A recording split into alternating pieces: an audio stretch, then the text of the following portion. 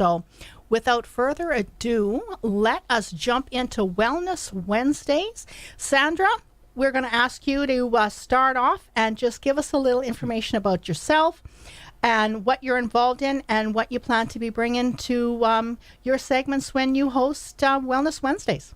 Awesome. Thank you so much, Ginny. I am so excited to be here. And I am really, really excited to introduce to you chronic wellness, which is going to be my contribution to Wellness Wednesdays. I will be live on the air every second Wednesday of the month here at 1 o'clock p.m. on our regular Wellness Wednesday hour. And this is going to be a show about owning it when it comes to our health and wellness. Being in the driver's seat, knowing the direction we're going, and also having fun along the way, which is really important, right? Absolutely. I mean, we can't do anything without having fun. So what is chronic wellness? What's that all about? Well, by definition, the word chronic is something that is ongoing or constantly reoccurring. I think we're all familiar with the term chronic illness, as it refers to any ongoing health challenges. And I have experience in this area for sure. I've had a chronic condition most of my life, and I'm also a breast cancer survivor. So while I've been a person who has faced enormous health challenges and often lives with chronic pain, I live and cultivate a mindset of wellness. And I call it chronic wellness because here's the thing, though. We don't have to be chronically ill to want to be chronically well. Oh, yes. Isn't that an interesting... Yeah, and we often think, well, I'm not sick, so why am I putting all this effort into it? But you're correct. Like ongoing, constantly reoccurring wellness is something that all of us are seeking. And it's super, super important. Yeah. And on this program, we're going to explore what it means to be healthy. And what are some of the strategies we can use to live an empowered, thriving life, and what we can learn from each other along the way. You know, I find that there is a real positive shift happening, and more people are making the connection of how powerful the mind and body relationship is. Our physical health is so strongly impacted and guided by our emotional health. We are it's a package deal. It's an integrated system. Mind and body equals one. And it is something that really is worth paying attention to. One of the things that I like to think about when I'm talking about this is we've all heard the quote from Henry Ford: if you think you can do something or you think you can't do it, you're right. And, you know, this is often associated with goal setting or making things happen. And it's fantastic because it not only offers up encouragement, it actually works. What we believe is really going to help set us up for what we achieve. And the same can be said for our health. If we see ourselves as being sick or having illness or being limited by our health, it's going to be a lot harder to have a mindset of wellness than if we see ourselves being well.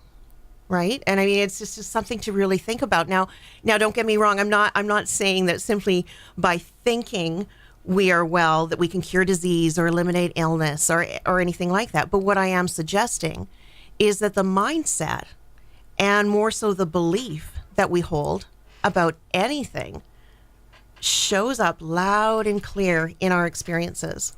What we believe is what we achieve. So, you know, and it really does go beyond having just a positive attitude and outlook. Of course, that's a big part of it. But it's the belief system. And when we look at the research showing how negative thinking, and even more powerfully, negative self-talk, and we were just talking about that before we started the show, about the things that we say and the things that we concentrate on or we're exposed to, it really contributes to our body's ability to manage stress. And stress is a real tough one for the body. When our stress is out of control, it affects our blood pressure, it affects our mood, our heart rate, and inflammation in the body. So anything that we can do around stress is it's really important. And so for myself, being cognizant and aware of that focus is really one of the foundations of how I support my wellness. And I think it's going to be something to explore a lot on the program and, see how it really relates to our overall wellness. Absolutely. I see, as a nurse, I have seen what stress can do, but what internal talk will do. Oh, yeah. And the lies that we believe that we've picked up over our course of our lifetime. And the things that we believe about ourselves, our health, our stability, how strong our constitution is or isn't, all of those kinds of things. Yeah. And it's just amazing to me that the mind-body connection and so many people just have these really, Negative messaging. right. And they function, their whole inner life is just, kind of this chemical soup, if for the lack of a better term. That's a good And then term. they're wondering why their life isn't actually working. Because on the outside, you think, well, boy, you kind of got the world by the tail. And they still can't seem to make it happen.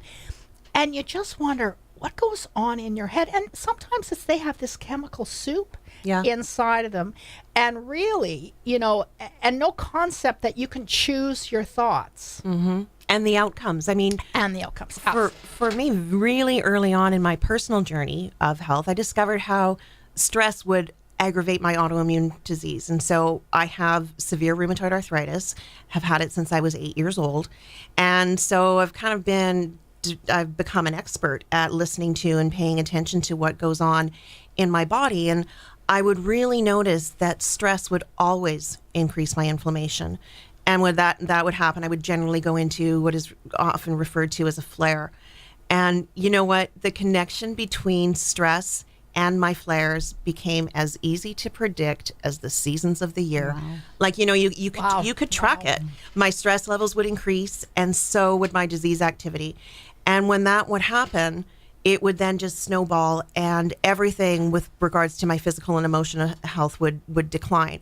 So, here's the thing. We live in a very busy and often fast-paced world. And what I call stress, someone else might call being busy or having too much on their plate or burnout. Or, sometimes we're taking on, it takes on a more active role if we're in a difficult circumstance, or especially if we're dealing with health issues. And then what I'm running into is that there's a lot of it is just ongoing, and it becomes the stress becomes chronic. And so ongoing and chronic stress can take a huge toll on every aspect in my life. And with me, a lot of stuff that I've gone over in the past few years, I have gotten to a place in my life where at this point, self-care, stress management, and surrounding myself with good energy, it's a non-negotiable. I recognize that it's critical to my wellness. And as a result, I'm really protective of it. And I make it a priority. And I find that so many of us are dealing with fast-paced lives, and whether it's work and school or parenting, and a lot of things I'm hearing a lot out there as well is that many people, such as myself, are also taking on a caregiver role for our aging parents, right? And so add this to everything that's going on around us locally and globally, as well as any other personal issues that we have. And I mean, life can be pretty challenging. And our stress and challenges aren't going away. At least they're not for me. I don't know about you ladies. No. If you found the magic. I haven't found Nirvana. I'm No, looking, okay, but I haven't found it. So if we accept the fact that our stress actually isn't going away, then what we can do is we want to be equipped with strategies to better manage our response to it. And, there's a lot of really cool methods for managing stress, and all of them really support a healthy lifestyle. And that is one of the things that we're really going to dig into pretty deep on this show, because I find it's a fascinating topic. There is so much that we can do as individuals to make an impact, to lessen our stress, to increase our joy, to basically shift that balance. And I think it deserves to have some really good discussion around that. And I can't wait. That sounds wonderful, Sandra. I'm really looking forward to listening to you for sure. I'm sure the listeners out there are also. Oh, I hope so too. And you know what? It ties into another really fun aspect of my show. And that is going to be exploring natural solutions for our emotional and physical health by using essential oils.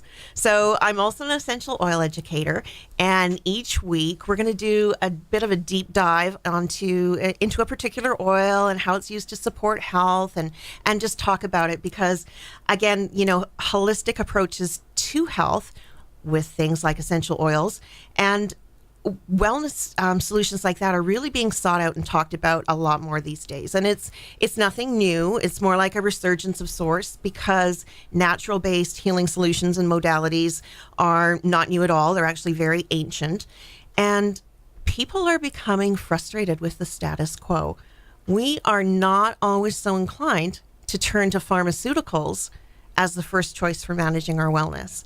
So, I hear this all the time, and I'm really, really excited to be part of the conversations around holistic healthcare and being in a more empowered environment and having more control when it comes to our health.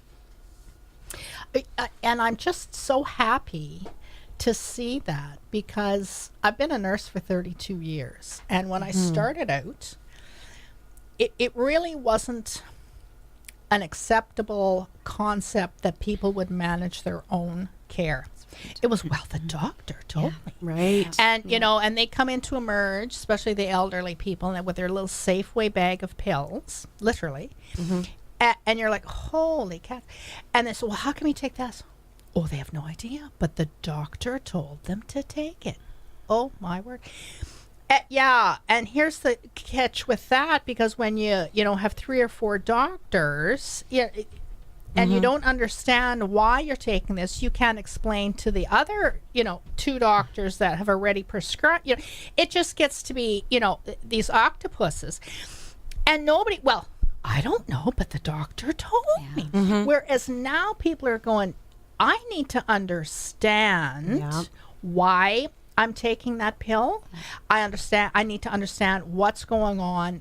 I have every right to ask questions, and they are coming to their physicians, and they've Google revolutionized the GP office, because people got on the internet, and it wasn't just this mystic special knowledge that only doctors had.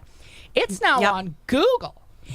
And so people would Google their symptoms or the advice their doctor had given and said, hey, you know what? Google's told me that, and there was quite a bit of accountability and pushback. Yeah. And there was, I think it was difficult for some of the, the older physicians. The new ones coming up, they're told, because they got their own, They're Googling it too. Yeah. Oh, sure. Yeah. So, but there was all of a sudden people were saying, hey, I don't understand that. And I'm not okay with now being the blind sheep. So it's been a fabulous thing to see. And I'm just so encouraged that more and more people are doing exactly what you're saying. Yeah. I'm taking responsibility. This is my health. Yeah, and look for alternatives. Absolutely. Not just the pharmaceuticals. The pharmaceuticals still have a place. I do believe that. Oh, absolutely. Alternatives for a lot of things can be found, and we're going to be exploring those over the next many Wednesdays. Yeah, absolutely. Yeah, it's really nice to see, and because it's a lot of those pharmaceutical solutions have whatever condition you're trying to treat. The side effects from your pharmaceutical fix may be a really long list, and sometimes even more so. So yeah, it's an exciting time. And another area that is really important to me, and that we're going to be focusing a lot on chronic wellness, is self-care. And self-care is an area that often gets neglected. And I really feel that the importance of self-care is quite often undervalued, when in reality it should be at the top of the list. And what tends to happen, especially, we get really busy and we're getting stressed out, or we've got a lot of things on our plate. Unfortunately, it's the self-care that we tend to go by the wayside, and then that just sort of small snowballs after that. And self-care is, I mean, it can take on so many different forms. It really, right from the basics of eating well, making sure we're nourishing our bodies. We know that exercise and being active is really important. And also, things like getting the proper rest and managing stress. And that's just the beginning, right? There's so many different things like mindfulness meditation, energy work, even just simply connecting with nature. Self-care and making ourselves a priority is really, really important. And, they always say, like in event of losing air pressure, the oxygen mask drops, and put it on yourself first so that you are then able to take care of others. And, so self-care is pretty fascinating again. And it's going to be a lot of fun to talk about. During Chronic Wellness, we are also going to be bringing on a lot of interesting guests to talk about their expertise and their experience within the realm of wellness, and exploring different ideas and just having these conversations. And that's another thing. It's so exciting to be able to have a forum, to have a radio station like CHLY that will allow us to come in and have really spend some time and explore these different areas. With my show, again, it's going to be on the second Wednesday of every month, and I would really love for it to be interactive. I welcome comments and suggestions for topic ideas or anything like that. The topic of natural health it's a pretty juicy one, and it's going to be exciting to hear your ideas. So, how to reach out with me and interact with the show, I would invite you all to hop over to my Facebook page or my Instagram. They're both under Chronic Wellness Tips. So Chronic Wellness Tips over on Facebook or Instagram, and post a comment or send me a private message. Let me know sort of what you'd like to hear on the program, what you'd like us to delve into. And, I really think that we can learn so much from each other for the different conversations that we do have. I'm also going to have a regular feature called Healthy Habits, and we're going to focus on different things that we can do next week. Wednesday, May the 9th, where our healthy habit focus is going to be on the importance of sleep. So excellent. Just having any sort of sleeplessness issues is, again, one of those ones that is really common. People are having trouble getting to sleep, having trouble staying asleep. And so I'm going to, over on my Facebook page, I'm going to pop up the healthy habit question of the week for sleeplessness, and put in your best tips for what you do. What are some of the strategies for getting a good night's sleep? And we'd love to, again, have a conversation. And next week, Wednesday, it's going to be my full hour, and I'm going to do a little bit of exploring and talking a little bit more about my personal health journey. And a lot of that is my cancer experience and my cancer treatment experience, and how it just really helped inspire and bring a real different focus for my wellness. I'll also be bringing on a guest that's going to talk about some amazing resources in our community, and I look forward to carrying on this conversation next week.